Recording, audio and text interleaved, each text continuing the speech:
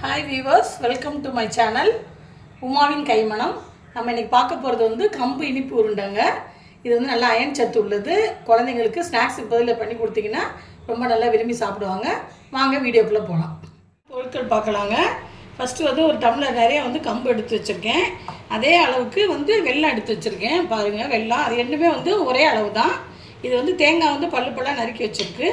இது வந்து பொரிகடலை கொஞ்சம் எடுத்து வச்சுருக்கேன். இது வந்து ஏலக்காய் தூள் பண்ணி வச்சுருக்கேன். இது கொஞ்சோண்டு நெய் வச்சுருக்கேன். இது தேவையான பொருட்கள். இப்போ நம்ம வந்து கம்பை வந்து ஃபஸ்ட்டு நம்ம வந்து நல்லா சட்டியில் போட்டு வறுத்துக்கலாம்.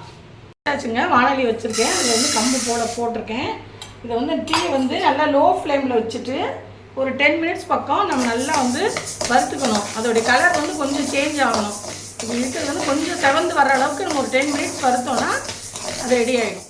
இப்போது அடுப்பு பற்ற வச்சு நெய்யில் வந்து நெய் ஒரு ஸ்பூன் ஊற்றி தேங்காய் வந்து வறுக்க போகிறேன். இப்போ வந்து தேங்காயை நெய்யில் போட்டிருக்கேங்க. கொஞ்சம் செவக்க கொஞ்சம் கலர் கொஞ்சம் மாறுற அளவுக்கு வறுத்து எடுத்துக்கலாம். இப்போ வந்து அடுப்பில் வானொலி வச்சுருக்கேங்க. இதில் வந்து வெல்லத்தை போடலாம். வெல்லத்தை போட்டுட்டு ஒரு சின்னதாக கொஞ்சம் ஒரு 1/4 டம்ளர் மட்டும் தண்ணி ஊற்றிக்கலாம். பாகு பதம்லாம் தேவையில்லை. அது வந்து கரைஞ்சால் போதும். நம்ம வந்து இந்த பக்கம் அது வந்து கரைஞ்சிட்டே இருக்கட்டும். நம்ம அதுக்குள்ளே போய் கம்பை வந்து பவுடர் பண்ணி கொண்டு வந்துடலாம். கம்பை வந்து நம்ம வந்து மிக்சியில் வந்து பவுடர் பண்ண போகிறோம். எவ்வளோ முடியுமோ அவ்வளோ நல்லா நைஸாக நம்ம வந்து அரைச்சி எடுத்துக்கணும். குறகுறப்பு இல்லாமல் நல்லா நைஸ் பவுடராக அரைச்சி எடுத்துக்கலாம். இப்போ பவுடர் வந்து நல்லா நைஸ் ஆகிடுச்சுங்க. இதை வந்து இப்போ வந்து ஒரு பாத்திரத்துக்கு மாற்றிக்கலாம் பவுடரை.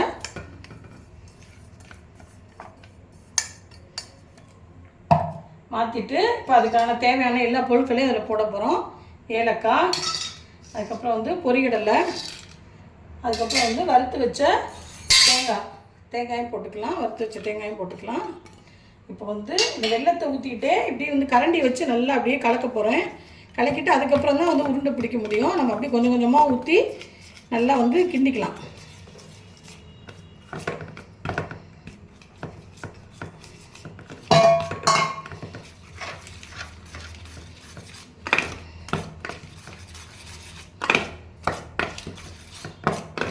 வந்து நல்லா அப்படி கலக்கிக்கலாம். கலக்கிட்டு அதுக்கப்புறம் உருண்டை பிடிச்சோம்னா நல்லா வந்துடும் சூப்பராக. இது வந்து ரொம்ப சத்தான உருண்டை. இதில் அயன் நிறைய இருக்குது. இதில் வந்து நம்ம வந்து லேடிஸ்க்கு வந்து ஹீமோகுளோபின் கம்மியாக இருந்தால் நம்ம வாரத்துக்கு ஒரு தடவை வந்து சாப்பிட்லாம். குழந்தைங்கள்லாம் வந்து சிறுதானியம் தான் சாப்பிடணுன்னா அடையா தோசையாக கொடுத்தீங்கன்னா சாப்பிட மாட்டாங்க. இந்த மாதிரி ஸ்வீட்டாக பண்ணி கொடுத்தீங்கன்னா கட்டாயம் சாப்பிடுவாங்க. இதை பாருங்கள், நல்லா கெட்டியாக வந்துடுச்சு. அதுக்கப்புறம் நான் வந்து சூடோடு அப்படியே நல்லா உருண்டையாக பிடிக்க போகிறேன். நல்லா கலக்கிட்டேன். இப்போ வந்து உருண்டை பிடிக்க போகிறேன். இப்போ வந்து இந்த பாருங்கள், சூடோடு லைட்டாக வெதுன்னு இருக்குது. அந்த சூடோடு வந்து நான் வந்து உருண்டை பிடிச்சி வைக்கிறேன். நல்லா ஆறிடுச்சுன்னா நல்லா ஒரு 2 மணி நேரம் நல்லா ஆற வச்சு நீங்கள் வந்து பாத்திரத்தில் எடுத்து போட்டுக்கிட்டிங்கன்னா 1 வாரம் ஆனாலும் அது வந்து கெட்டு போகாது. குழந்தைங்களுக்கு ஸ்நாக்ஸுக்கு பதில் இது சத்துள்ள பொருளாக கொடுத்துடலாம்.